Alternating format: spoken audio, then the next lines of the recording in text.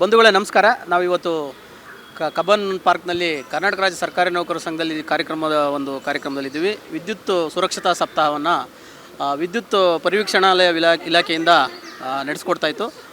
Madam ನಮಸ್ಕಾರ. ತಾವು ತಮ್ಮ ಹೆಸರು ಮತ್ತು ಇವತ್ತಿನ ಕಾರ್ಯಕ್ರಮದ ಉದ್ದೇಶದ ಬಗ್ಗೆ ಒಂದು ಸ್ವಲ್ಪ ಹೇಳಿ. ನಾನು ಉಷಾ ಅಂತ ಹೇಳಿ, ವಿದ್ಯುತ್ ಪರಿವೀಕ್ಷಕರು, ಕೇಂದ್ರ ಕಚೇರಿ ವಿದ್ಯುತ್ ಪರಿವೀಕ್ಷಣಾ ಇಲಾಖೆಯಲ್ಲಿ ಕೆಲಸ ಮಾಡ್ತಾಯಿದ್ದೀನಿ. ಇವತ್ತು ನಾವು ರಾಷ್ಟ್ರೀಯ ವಿದ್ಯುತ್ ಸುರಕ್ಷತಾ ಸಪ್ತಾಹವನ್ನು ಆಚರಿಸ್ತಾ ಇದ್ದೀವಿ. ವಿದ್ಯುತ್ ಪರಿವೀಕ್ಷಣಾ ಇಲಾಖೆಯಿಂದ ಇಂಧನ ಇಲಾಖೆಯ ಒಂದು ಸಹಯೋಗದೊಂದಿಗೆ ಕರ್ನಾಟಕ ರಾಜ್ಯಾದ್ಯಂತ ನಾವು ಪ್ರತಿ ವರ್ಷ ಜೂನ್ 26ರಂದು ರಾಷ್ಟ್ರೀಯ ವಿದ್ಯುತ್ ಸಪ್ತಾಹವನ್ನು ಜುಲೈ 2ರವರೆಗೆ ಆಚರಿಸ್ತೀವಿ.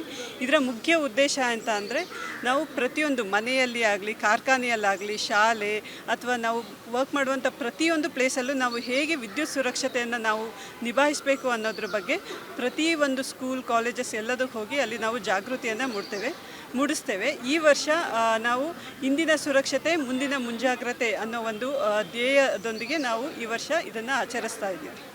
ಓಕೆ ಮೇಡಮ್, ತುಂಬ ಧನ್ಯವಾದಗಳು ಮೇಡಮ್.